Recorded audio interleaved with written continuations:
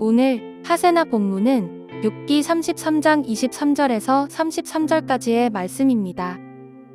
그때에 하나님의 천사 1000명 가운데서 한 명이 그를 도우러 올 것입니다. 그 천사는 사람들에게 사람이 마땅히 해야 할 일을 상기시킬 것입니다. 하나님은 그에게 은혜를 베푸시고 천사에게 말씀하실 것입니다. 그가 무덤으로 내려가지 않도록 그를 살려주어라. 내가 그의 몸값을 받았다. 그렇게 되면 그는 다시 젊음을 되찾고 건강도 되찾을 것입니다. 그가 하나님께 기도를 드리면 하나님은 그에게 응답하여 주실 것입니다. 그는 기쁨으로 하나님을 섬기고 하나님은 그를 다시 정상적으로 회복시켜 주실 것입니다. 그는 사람들 앞에서 고백할 것입니다. 나는 죄를 지어서 옳은 일을 그르쳤으나 하나님이 나를 용서하여 주셨습니다. 하나님이 나를 무덤에 내려가지 않게 구원해 주셨기에 이렇게 살아서 빛을 즐기게 되었습니다 하고 말할 것입니다. 이 모두가 하나님이 하시는 일입니다. 하나님이 사람에게 2번, 3번 이렇게 되풀이하시는 것은 사람의 생명을 무덤에서 다시 끌어내셔서 생명의 빛을 보게 하시려는 것입니다. 어른은 귀를 기울여 내 말을 들으십시오. 내가 말하는 동안은 조용히 듣기만 해주십시오. 그러나 하실 말씀이 있으시면 내가 듣겠습니다. 서슴지 말고 말씀해 주십시오.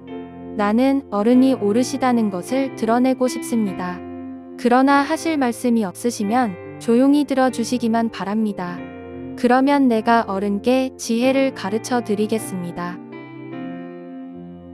엘리후는 하나님 앞에 자신의 무죄를 주장하며 자신의 소송을 중재해 줄 자를 찾는 욥에게 하나님 앞에서 사람들을 중재해 줄 특별한 천사가 있다고 주장합니다.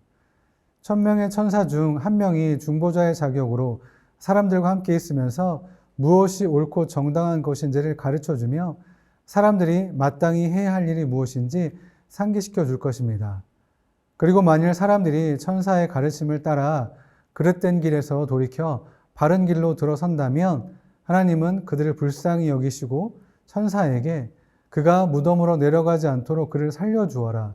내가 그의 몸값을 받았다라고 말씀하실 것입니다. 그렇게 죽음의 문턱에서 구원을 받는 자는 다시 젊음을 되찾고 건강도 되찾게 될 것입니다. 그런데 천사의 중재를 통한 구원과 회복이 제대로 이루어지기 위해서는 사람들이 자신의 죄를 먼저 하나님께 고백하고 공동체 앞에서 공개적으로 고백해야 합니다. 죄인들이 회개하는 마음으로 하나님께 기도하면 하나님이 은혜를 베푸셔서 그에게 응답해 주시고 그들은 기쁨으로 하나님을 섬기고 하나님은 그를 다시 정상으로 회복시켜 주실 것입니다. 이를 통해서 그들은 하나님과 친밀한 교제가 가능하게 될 것입니다. 그리고 그는 사람들 앞에서 나는 죄를 지어서 옳은 일을 그르쳤으나 하나님이 나를 용서하여 주셨습니다. 하나님이 나를 무덤에 내려가지 않게 구원해 주셨기에 이렇게 살아서 빛을 즐기게 되었습니다. 라고 말할 것입니다. 엘리후는 꿈이나 환상, 고통, 그리고 중재자를 통한 회복의 방식으로 자신의 뜻을 사람들에게 알리시는 하나님의 섭리를 요약하면서 하나님이 그렇게 하시는 목적이 그들의 생명을 무덤에서 다시 이끌어내고 생명의 빛을 그들에게 비추시려 하는 데 있다고 말합니다. 그래서 엘리후는 욥에게 자신의 가르침과 교훈에 귀를 기울여 조용히 듣기만 해달라고 요청합니다. 만일 꼭 해야 할 말이 있다면 서슴지 말고 말해달라고 하면서 욥의 무죄 주장이 정말로 옳다면 기쁜 마음으로 그의 옳음을 드러내겠다고 합니다. 그러나 자신의 발언에 충분히 공감해서 더 할 말이 없다면 조용히 들어달라고 요청합니다. 그러면 자신의 지혜를 욥에게 가르쳐 주겠다고 말합니다.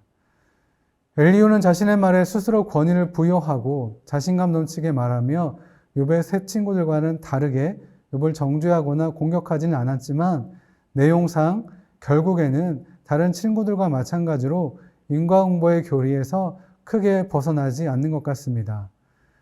엘리후는 하나님이 죽음으로 끝날 길을 계속 가지 않도록 자기 백성을 돌이키게 하시는데 질병의 고통을 사용한다고 주장했습니다.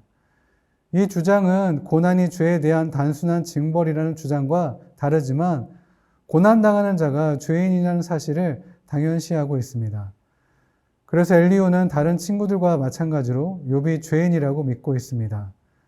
그리고 욥이 자신의 고난을 죄와 분리하는 것은 옳지 않다고 믿기 때문에 욥이 자신이 죄인임을 실토하기를 바라고 있습니다. 그래서 32절 이후에 엘리후의 말은 욥이 잘못을 인정하면 그를 변호할 것이라는 의미입니다. 엘리후는 천사를 중재자로 삼으셨고 자기 자신이 욥의 변호인이 될 수 있다고 말합니다. 그런데 이런 엘리후의 말은 예수 그리스도의 사역을 예표한다고 볼 수 있습니다. 천사도 엘리후와 같은 지혜자들도 고통과 고난 가운데 있는 사람들에게 도움을 줄 수 있지만 그들의 도움은 완전하지 않습니다. 오직 우리를 온전하게 도우시고 구원해 주실 수 있는 분은 예수님 한 분이십니다. 예수님께서는 십자가에서 대속제물로 죽으셨습니다. 이로 말미암아 믿는 우리는 죄인임에도 불구하고 하나님의 은혜를 받아 하나님 앞으로 나아가 하나님을 만날 수 있으며 의인이라 칭함을 받게 되었습니다. 오늘도 우리의 연약함을 담당하시고 우리를 위해 지금도 하나님 우편에서 중보하시는 예수님께 감사하며 그분을 만날 수 있는 하루 되시길 소망합니다. 오늘의 아시조는 선교사님들을 위로하고 격려하는 것입니다.